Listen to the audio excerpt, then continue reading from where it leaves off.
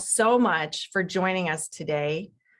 I'm Natalie Benamou. I'm the founder and creator of HerCsuite.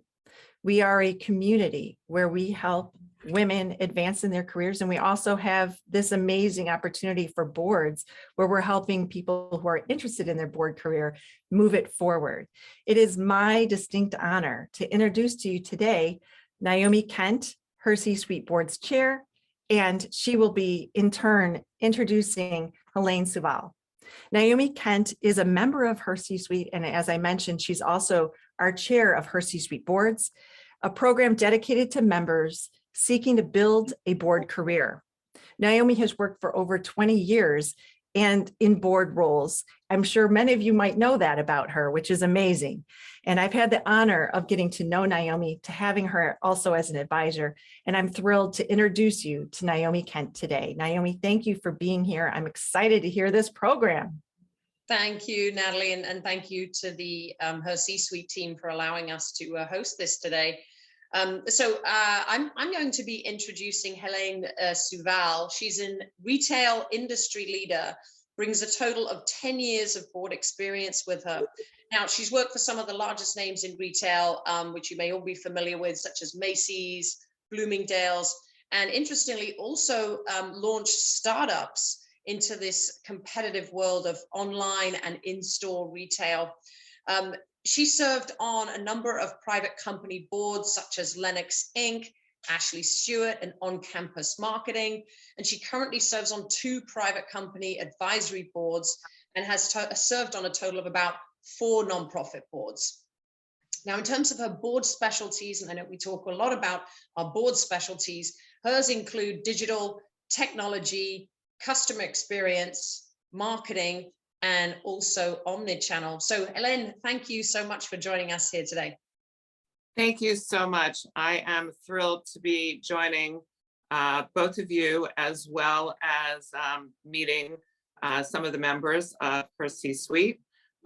Thrilled to have the opportunity to be able to share some of my experiences and hopefully be able to shed some light on navigating the board journey. Wonderful. So why don't I kick off with a question we're probably all on our minds, which is, how did you gain your first board position? This may have been a bit of a while ago, but tell us about that first corporate board experience that you had. Sure, absolutely. When I left the corporate role and started my own consulting practice, one of the things I did was certainly wanted to work with companies where I could really help them to move the needle on their business. So I started off consulting and advising a company, and we had deliverables we had agreed to, and met and surpassed those. And all of a sudden I had a conversation with the chairman of the board, and he said, you know, we think you can really be an asset to our board of directors. So he invited me. Again, it was based on really the work that I had done. And I was the first outside director on their board. And it was a fantastic experience, just being able to really learn how to navigate the boardroom. It kind of fell into my lap, which was incredible. But my subsequent board roles have all come from people that I have worked with, who've seen what I was able to deliver and reached out because based on my skill set, they had a need in that area for a board member. So with Lennox, for example, I had previously done business with Lennox as a brand. I was on the retail side. I'd gotten to know the CEO as well as the president. And they reached out because, again, they really wanted somebody with my skill set. They knew that the kind of work ethic that I had and the ability to deliver. And I will say that the difference between being in a board role and an operating role is it's more of noses in, fingers out, as they say, and having transition from corporate roles to consulting, I already understood how to function and perform in that way. And so it was a relatively easy transition for me. It's wonderful. A few points that you've made here. So you talked about, they found you because of the work ethic, because of the work you were doing. It seemed to me like there was a fit there, obviously, because you're in the business. So that's so important too. And you talk about it falling into your lap, but I think you're a real strong proponent of really the importance of relationships, right? And being consistent. So how much of this is sort of falling into the lap, right? And how much of it is actually you and what you bring and the consistency in the brand that you bring? I was very fortunate, and I hear this from so many people that I speak to, that performing on the job and really recognizing that every interaction you have, in effect, is almost an interview for potentially a future board opportunity. So I think that's one thing that everybody needs to be aware of. It's interesting because clearly during COVID, everything has become virtual. And I listen to some people who say, oh yeah, I didn't put makeup on, I didn't do my hair, even though I was on a Zoom, everybody kind of expected that. And that was never how I showed up on a Zoom. I have many people who comment that, wow, your hair is done, your makeup's done, you're dressed, et cetera. And part of that is because for me, that's how I think I can show up as my best, is if I feel like I'm truly in a business environment, even if it's in my home office. So I think that's one thing that's really important. I think the second piece is really recognizing that everyone that you meet and interact with is a potential connection to a board opportunity. And so whether it is however you're performing, I think you always have to be aware of letting people know that you're interested in a board opportunity. That's critically important. And B, really delivering the way that you know that you can deliver, and recognizing that somebody you're interacting with very well may be the person that either hears about or potentially has a board opportunity. And I think these are all really important points. Executive presence is essentially what you're talking about, right? Which is making sure that at all times you have that executive presence. And we hear from companies all the time saying that they're looking for executive presence is one of those items. So that's fantastic. And then you talked about letting people know. What is involved in that? What's involved in letting our network know? How do we do that? So I think it's a number of ways. You can think about and potentially identify what type of company you're looking for. Perhaps you identify specific companies, and then looking within your network. LinkedIn has made it so much easier for us really to be able to navigate our networks as well as the networks of people that we know.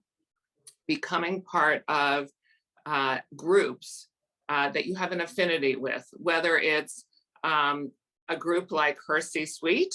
There are a number of others, and I've joined several that are either leadership groups and or board related groups, where you have the opportunity to interact with other people who are also potentially either sitting on boards themselves or may know of people who are looking for board opportunities.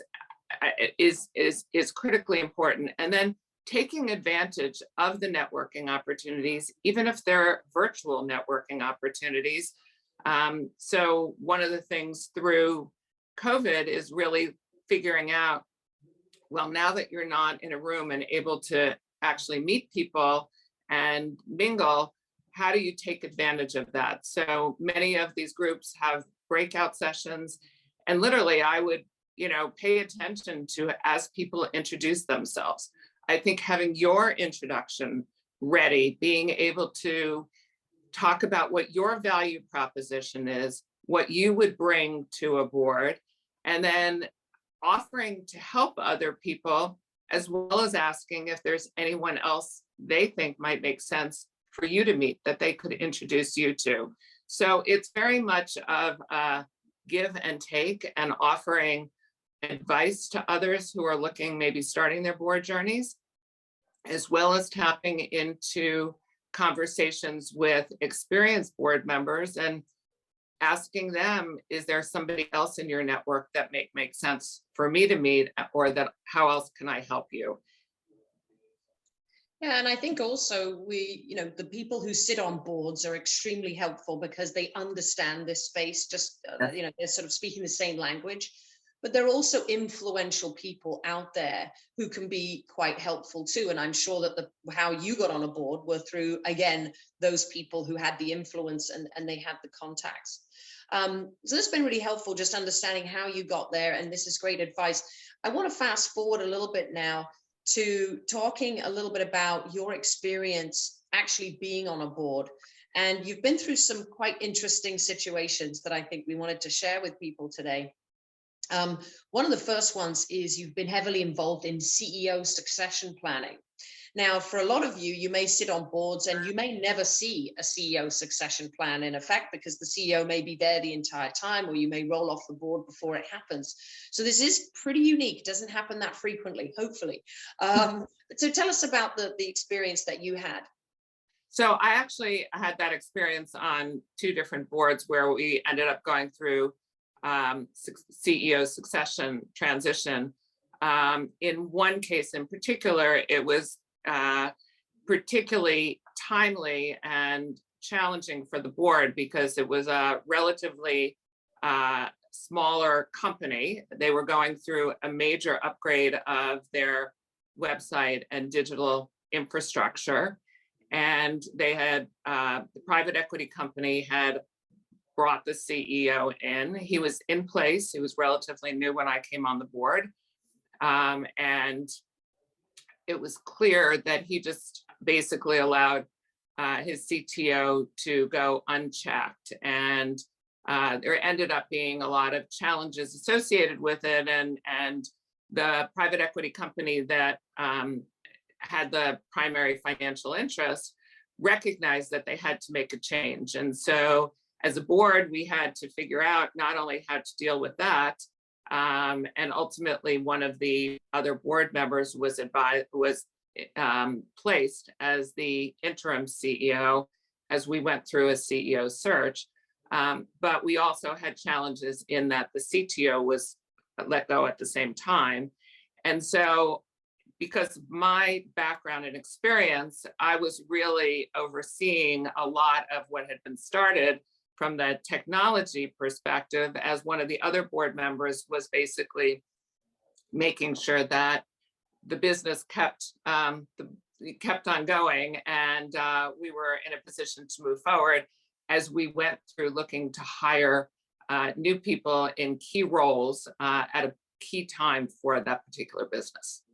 So it was, again, a little different than a public board where there's, a more clearly, in many cases, there are more clearly defined roles, but being on a private company, you can get a little more involved from a strategic perspective, but you also need to be able to really step up because there's not necessarily the internal infrastructure in place. That's really interesting. And again, I think the takeaway here is that there's always a lot of upheaval. There's a lot of change going on whenever you have a CEO succession plan. Just a quick question on CEO succession. Should a board be always planning? Should they always have a backup plan? Absolutely, without a doubt. And again, this was a situation where that plan wasn't clearly in place. And so it created a lot more challenges. And as a board, we were meeting quite regularly and really figuring out who was going to step in to make sure that the business was uninterrupted and it was not apparent to the outside consumer what was happening at the time. Well, that's good. At least you went under the radar with that one. So there's something else that you've been through that's quite unique as well. So you were on the board of a company when they were going through a bankruptcy. So yes. Tell us what that was like and anything that was interesting about the process that you'd like to share with us today.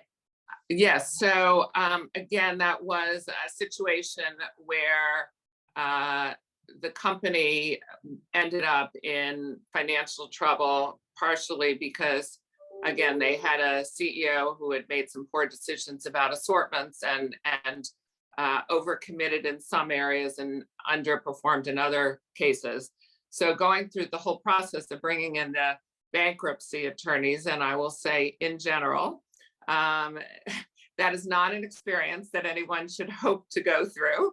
But by the same token, watching the process of really the chairman of the board was so passionate about the business that he actually stepped down as chair of the board and took over as CEO and literally navigated very tactfully and carefully how to ensure that the company survived and emerged from bankruptcy. And it did, but it also revealed the very ugly underbelly of what takes place during a bankruptcy and the whole auction process. And you walk away feeling that the attorneys are the only ones who really come out whole.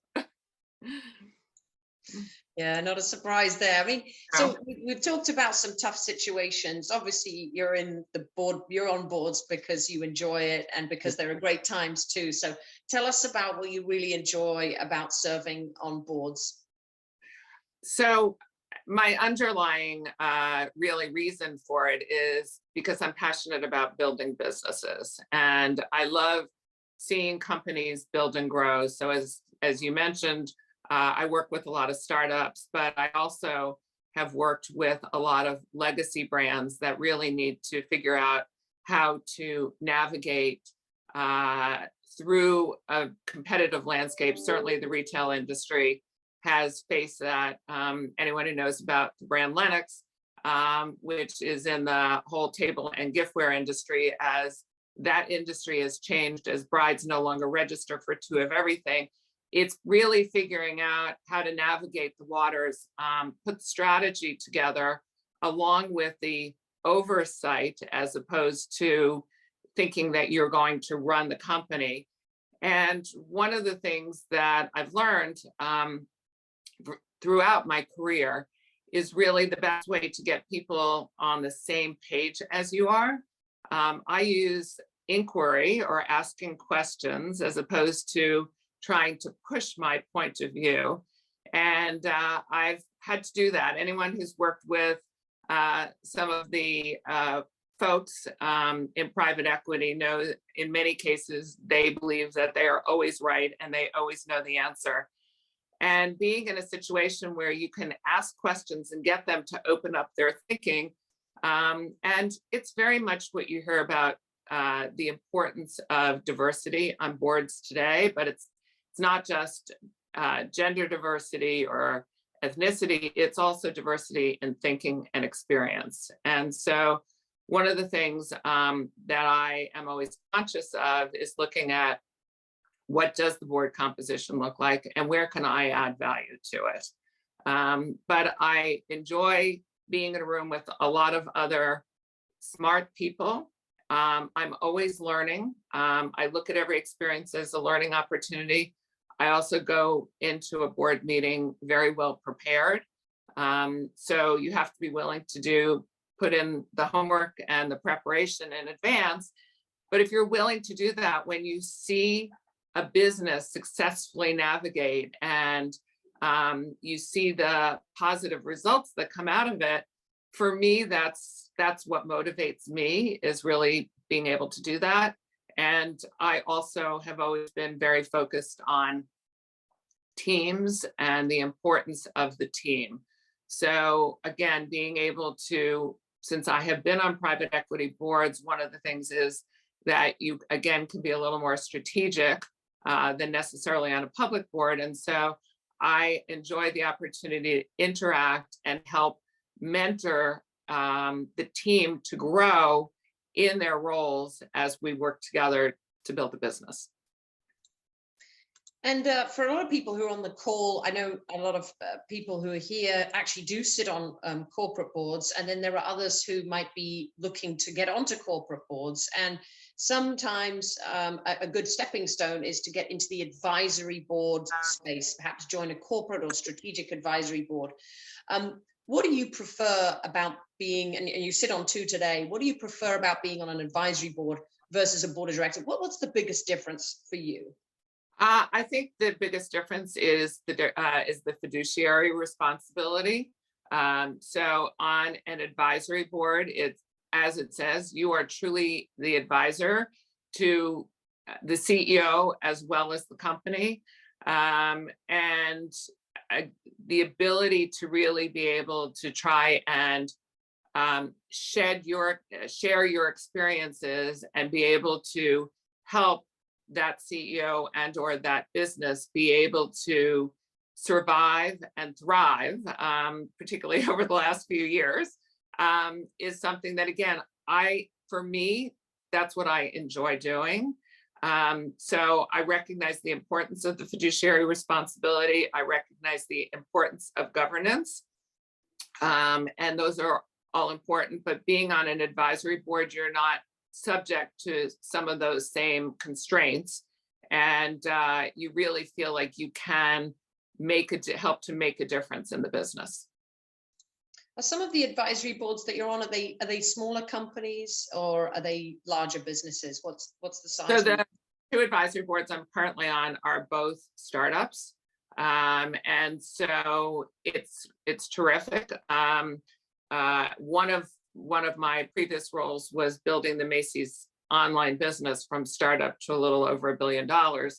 And that really helped me understand how a business can scale and how to really take advantage of all your resources.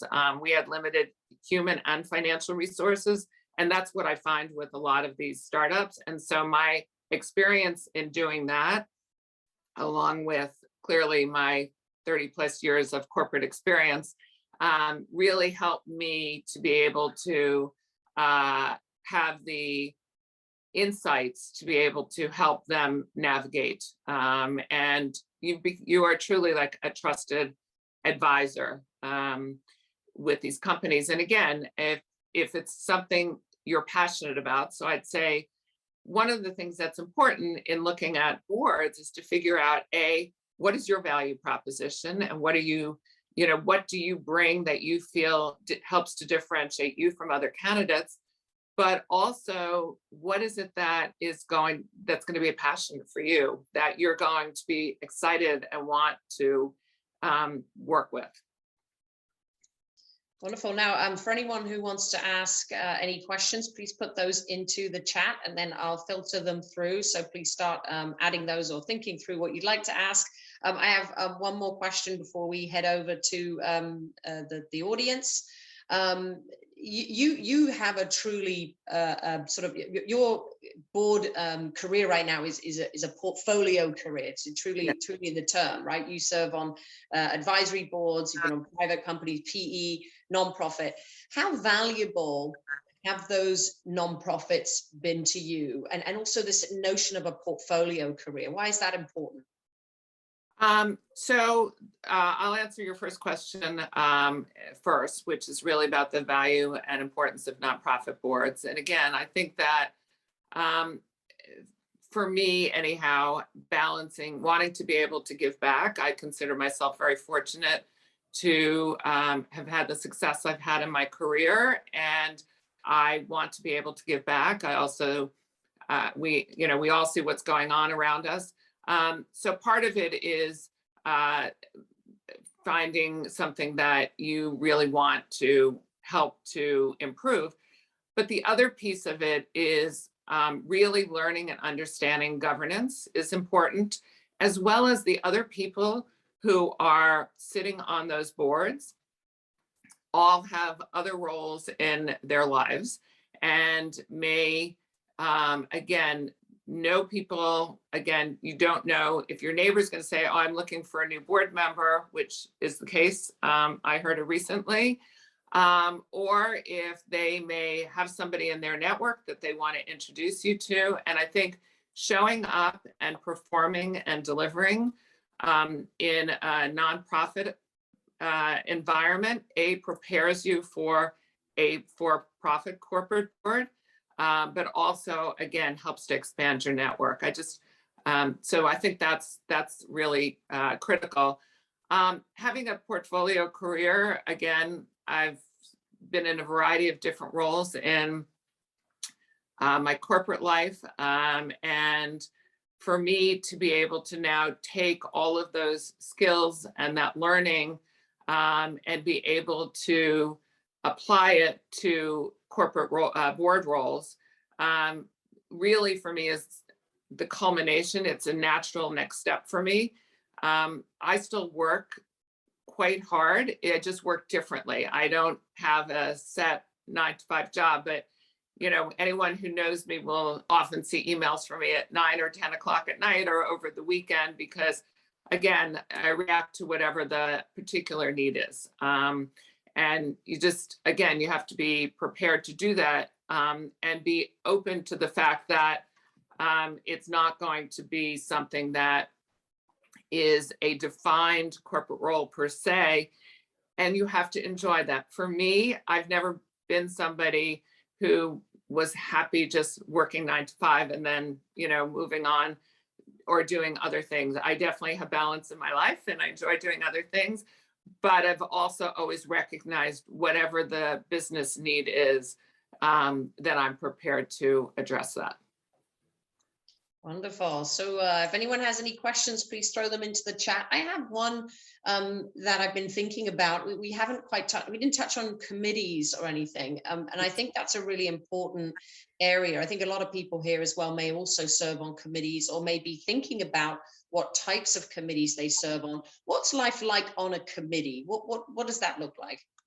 So again, I think it depends on whether you are a committee member or chairing a committee. And I think that being able to dive in and really spend more time and focus than the overall general board does is the importance of a committee. I currently chair the Marketing and Communications Committee for one of my nonprofits. I've served on the Governance and Nominating Committee. I serve on a Technology Committee. If you have financial expertise, in most cases, there's an Audit Committee.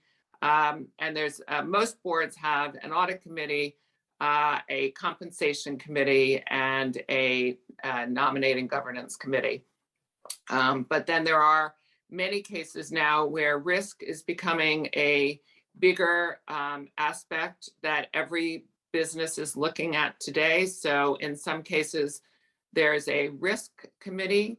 In some cases, it's its own freestanding committee. In other cases, it will sit under it.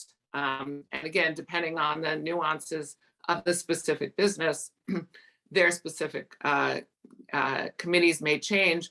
And I also sit on the strategic planning committee for one of my boards. And I love that because, again, strategy is one of my areas of expertise. And again, really thinking not only where is the business today, but where should the business be going, and how are we going to get there, is really interesting as well.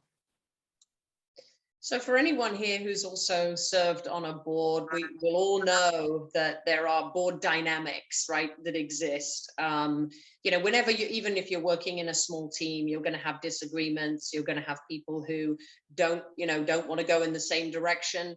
How do you deal, or how have you dealt with board dynamics, and what have you seen? So going back to a bit of conversation earlier that I started to raise was, as I approach it, I think everyone on the board, you don't have to be friends with them. You just have to have mutual respect for each other. But in some cases, I've sat on boards where, again, people are very dogmatic in their thinking and trying to push their ideas. And so the way that I've always approached it, rather than getting into pushback situation is by asking questions. That for me has always been a way that I have been able to influence people to come around to my way of thinking, or at least be open-minded enough to think about and consider that. And I had that work about 6 months after I had joined a board. We had a real challenge, and something that had been recommended by a consultant wasn't working.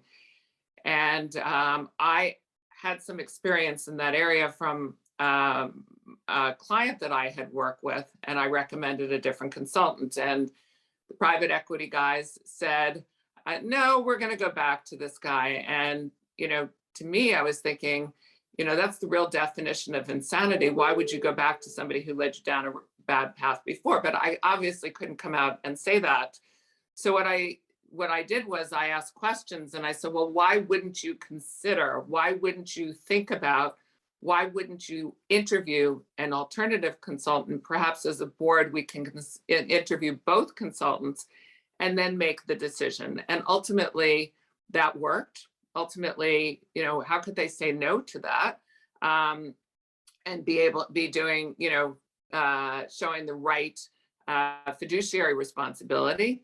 And ultimately, the consultant that I recommended was hired, but you would never have expected that outcome at the beginning. And it ended up that people had more respect for me, but I did it in a way that, for me, didn't make anybody feel belligerent or feel that they were being disrespected, but where, as a group, we were able to come to consensus. So it sounds to me like being on a board, it's about business experience, but a lot of it is emotional intelligence, right? And how you work with people. I'm getting a couple of questions in just to me, which is fine. Somebody has asked, so Steve has asked, is there particular types of business experiences that you think make somebody more likely to be chosen to be on a board? They said things such as finance or supply chain or operations. What things jump out to you, if anything? Well, I think that finance is one of those, having a strong financial background really gives you a very broad range of different types of boards because it's not industry specific. So, and there are always needs for an audit committee, there are always needs for an audit chair. So if you bring a financial background, that's great. But if you don't have one, it doesn't mean that you're not a good candidate for a board either. I would say that in today's environment, cybersecurity, information, technology are all important areas to have. In the case of cybersecurity, even if you're not an expert in that area, there are programs that you can take. I'm a big believer in continuing education, both for boards. So whether it's board governance, I took a program at Columbia and have my certificate in board governance. I'm also right now a member of Private Directors Association, which might be, people aren't familiar with that, something that would be worth exploring. Private Directors Association is like it sounds. There are about 20 chapters or maybe more than that at this point, nationally, Chicago-based organization, but they also offer a lot of educational programs. ESG has become a big topic. And again, there's programming and certificates you can get in ESG. And, climate is becoming a bigger issue as well. So I think the more important thing is to see what skill sets do you have that you bring from your corporate experience and your roles, and how do you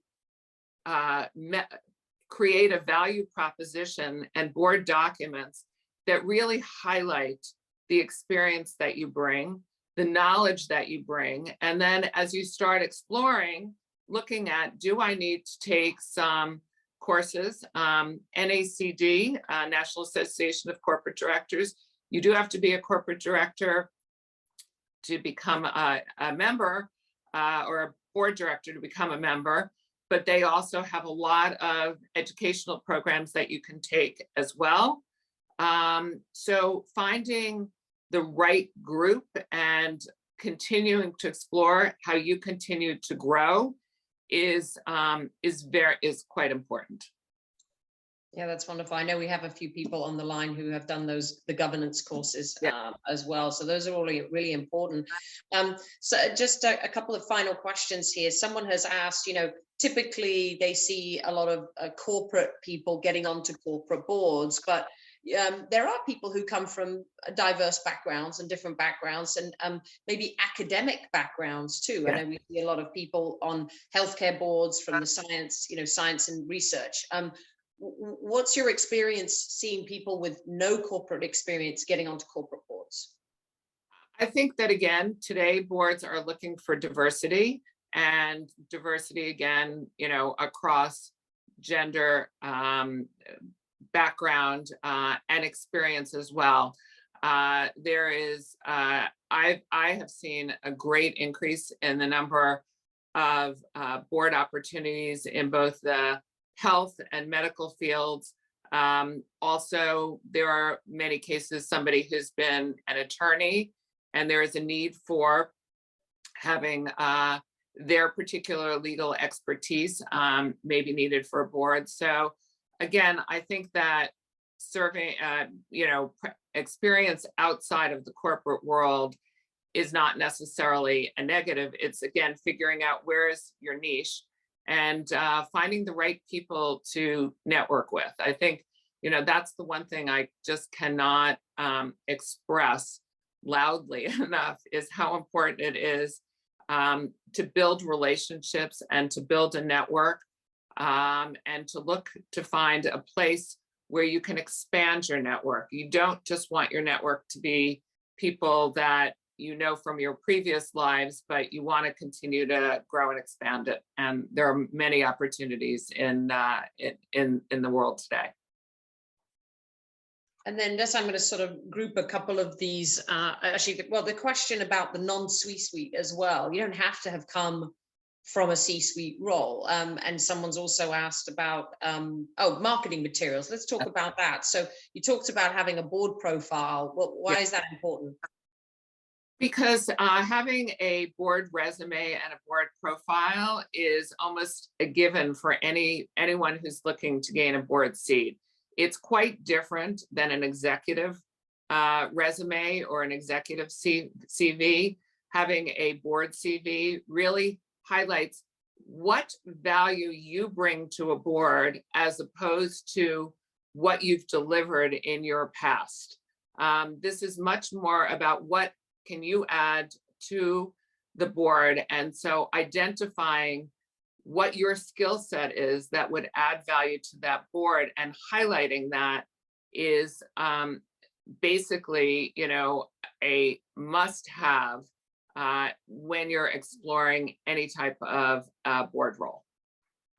Okay, and then just finally, tell us a little bit about what's up next for you in the next 12 months. Do you have, I know you're doing a lot of work in your consulting practice, and you're also on 2 boards and some nonprofit boards. Any plans for anything new coming up that you'd like to share? I am just continuing to continue to build my network and also to explore. I'm looking for my next corporate board role at the same time as I think many others are. And so I have found it valuable to join, and I'm a member of several groups around either leadership or board opportunities, and taking advantage of the programs that they offer, and being able to interact with people continues to be important to me. I also do pro bono business mentoring through one of the tech accelerators in New York City. That's how I got onto one of my advisory boards. I met her through my mentoring program, and then she asked me if I would join her advisory board. And I've been busy learning a lot more about helping her fundraise.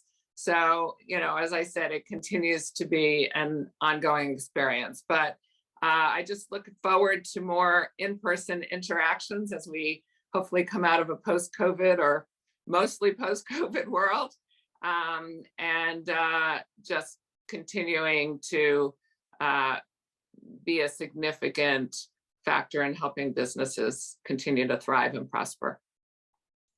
Fantastic. Well, thank you, Helaine. I think, everybody here, we always keep these groups to really a quality audience and a group that will be helpful to you and your network and for you to them. So anyone is free to connect on LinkedIn with Helaine and also with me, of course, if we don't know each other yet. But no, and organizations like HerCsuite and others, which are really trying to bring the right people together in the same room, I think is absolutely essential for moving yourself forward, whether it's your career on boards or as an executive. But thank you so much for sharing all your insights. It's been extremely eye-opening, I'm sure, for everybody here to hear what you have to say. So thank you so much. Natalie, back to you.